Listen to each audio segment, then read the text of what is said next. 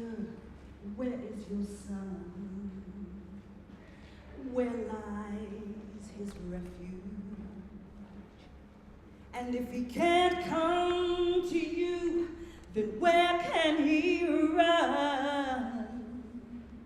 Such a foolish girl, yet still she's your daughter. And if you will just reminisce, humbly I come to you and say, as I sound aloud.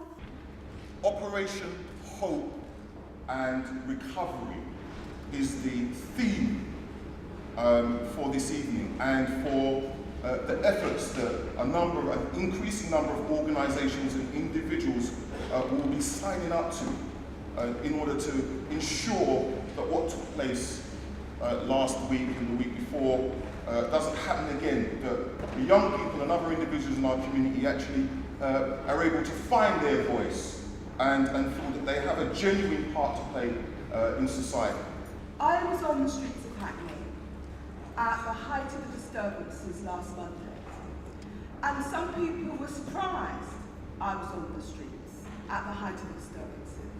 But my view is this, that when your community is in fear and turmoil, your job, your role is to be out there with them. I also want to say that I was in Parliament last week when these issues were debated. And inner city communities have to be very watchful and vigilant about the rhetoric that would militarise the control and containment of disturbances. It was in Lewisham last week, a 15-year-old boy, shirt and tie, at a business seminar, pulled me aside and he said to me, Simon, it's not a good time to be black, is it? 15 years of age, he says to me, looks me in the eyes and says it's not a good time to be black. That's why we're here, to give that young man hope. There's a lot of people in this room that might have think they've been affected by gangs, and you haven't. Yeah? A lot of families in here might have been made redundant, and your son might be one of those young men, or your daughter, selling drugs on the street, or committing crime. And you're actually receiving that money and turning a blind eye. A lot of people in here got family members in gangs, but pretend that they're not. There's a lot of mothers and fathers in here that need to pull their socks up. You all know who you are. Yeah?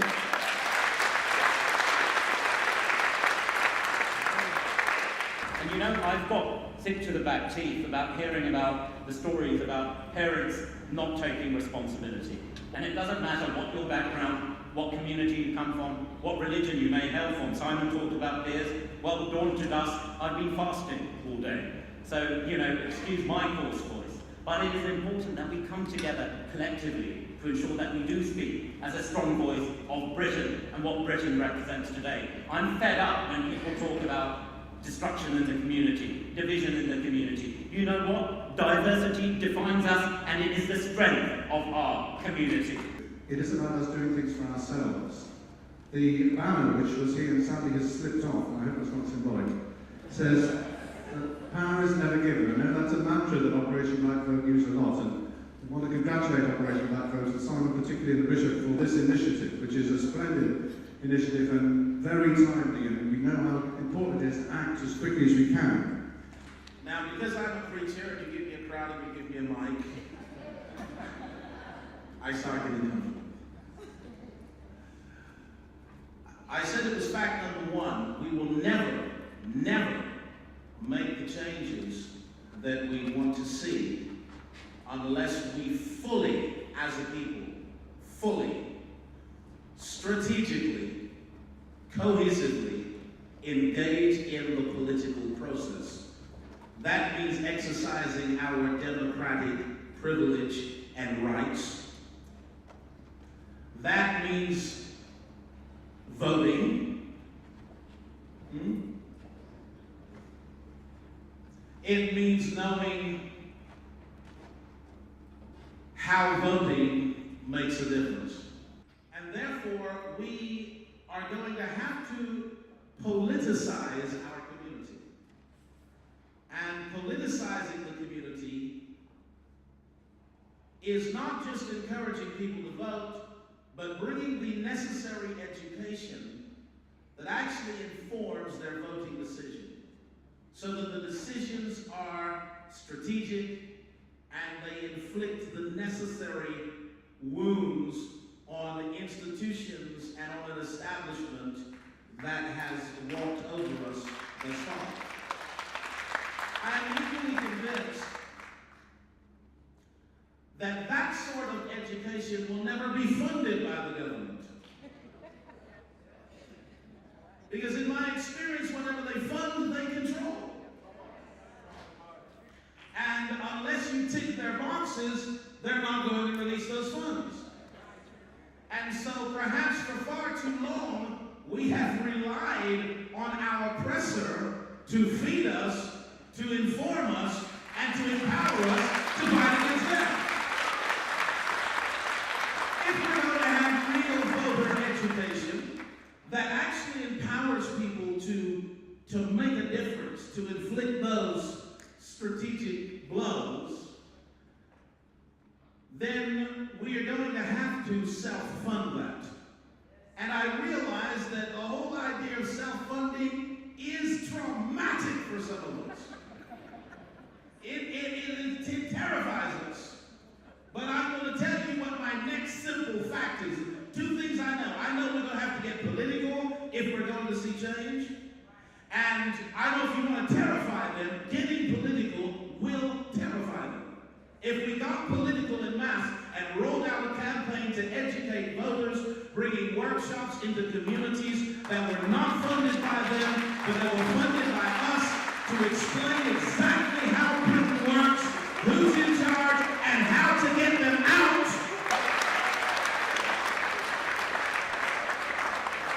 Organised people with organised money.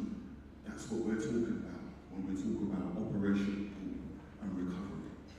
Organised people with organised money. And we don't need a lot. They're blocking me from progression, trying to cause my regression. They can't abide that I preside, adept and articulate, thinking, how ridiculous. She's a woman, so parent and black. We can't let her progress, not someone like that.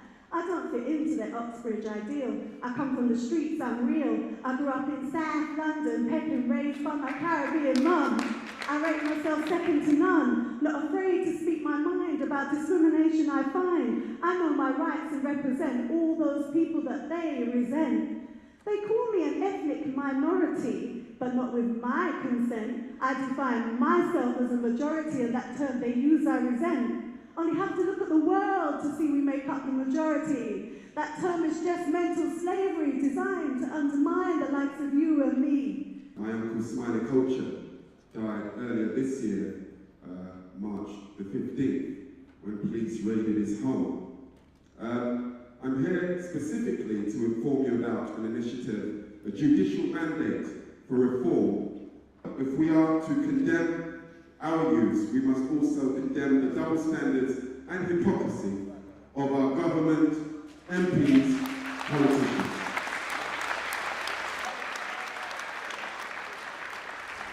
And you'll notice that there's no mainstream media here tonight. Of course, there is no negative story to tell, so no doubt they're out there on the streets looking for the opposite of the message that we're giving here tonight. But it's not because we didn't tell them. We told them there'd be a good news story. We told them that the vast majority of our community who wish to be engaged in solution focus would turn up here tonight. They had sufficient notice, but because it didn't fit their preconceived agenda of what the black community is about, they chose not to be here. But you did. And I think I'd like you to leave here tonight. And when you get home, just send an email off to the BBC or the ITV and say, excuse me, Mr. Producer. All due thanks to smiling culture, my friend. Excuse me, Mr. Producer. Can you tell me why you failed to cover the black community's constructive and positive response, stretching out his hand to every single community in London to say, work with us on the solutions and stop focusing on the problems? That's the message that we're sending out here tonight. I was in prison at early 20s in the 81 riots.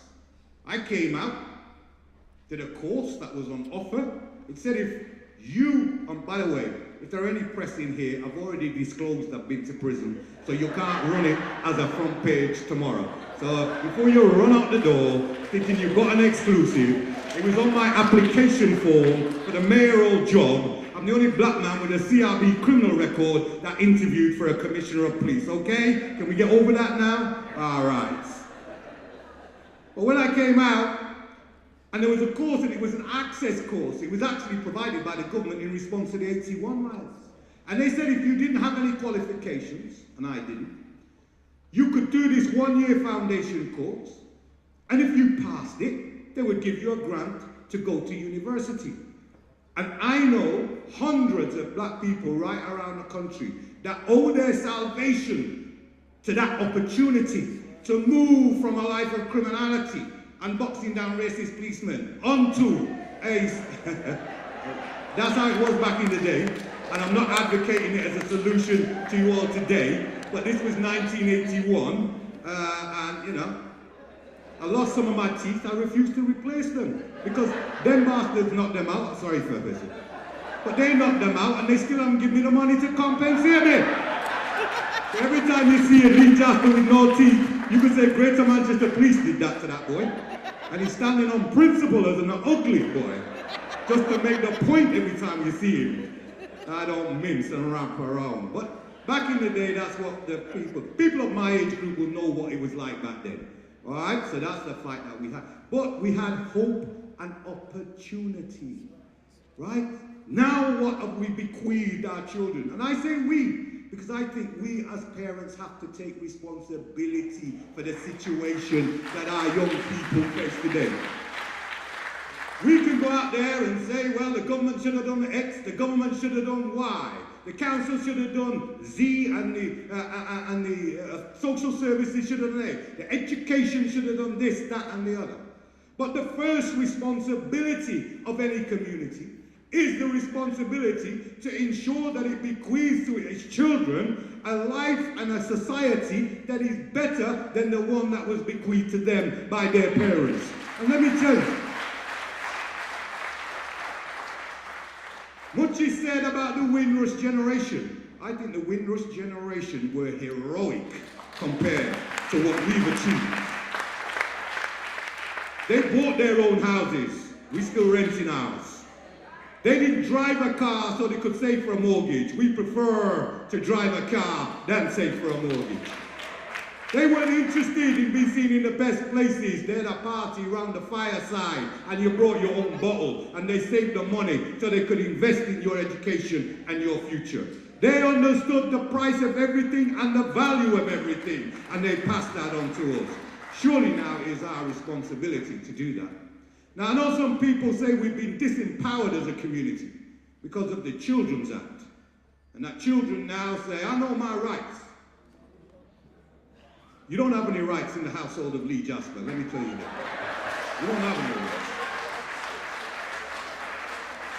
I am the supreme leader, the master of my universe, and you will obey my law, or you will find yourself alternative accommodation and live your life under your own rules. But whilst you're reading those books with the electricity that I'm paying for, while you're bathing in the cool waters that I provide for, while you're feasting and dining on the finest cooked jerk chicken and rice that money can buy, you will obey my rules, you will stick to your father's law, or you will leave the house as a consequence. I don't Acts is necessarily a bad thing, but I think we need a Parents Act. That's what I believe we need. Let me tell you what our Parent Act should be. Number one, take your child to school and pick him up and bring him home. And if you can't do it, find somebody that can, your preacher, your auntie, your uncle, but take him to school or her, pick her up and bring her home. Stop the messing about there and back. Number two, you and the teacher are supposed to be on first name terms. I'm not his home tutor, his math teacher, his science teacher. Every teacher is supposed to know your name and they know yours. Become involved in the education of your children. Act number 3 for the Parents Act. Make sure they do their damn homework. Switch off the PlayStation. Switch off the MTV station. Filling your child's head full of ignorance and put him in front of a book and tell him he ain't moving until he's read that chapter. Because a chapter a day will keep ignorance at bay. I'm only warming up here. That's easy, because I'm riding this horse to the end of the finish line. Number 4. Talk to your children, as revolutionary as that may seem. We don't do it enough. Sit down. How was your day? Who's that ugly friend you with? Where do they live? What's his mother's name? I'm gonna call her. You went to her house? I'm checking. My children go and say, Daddy, I'm going to my friend. Which friend? Bobby. I say, what's Bobby's number? Daddy, you're embarrassing me. I'm gonna whoop you if you don't give me that number, much less embarrass you, because you'll not go. Daddy, here's the number. I ring up the mother. My son's coming to your house. Do you mind if I pop round tomorrow? I want to see what kind of house my boy's going to. I want to check out the parents of my child's friend. I'm not leaving it to look at hope that he might make the best choice.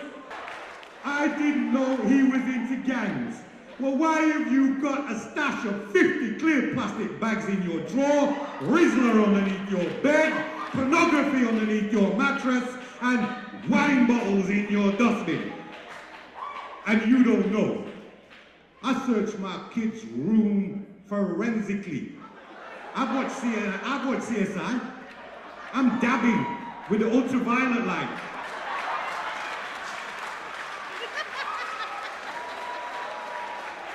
So today, we come together because we're for hope and cooperation, hope and recovery.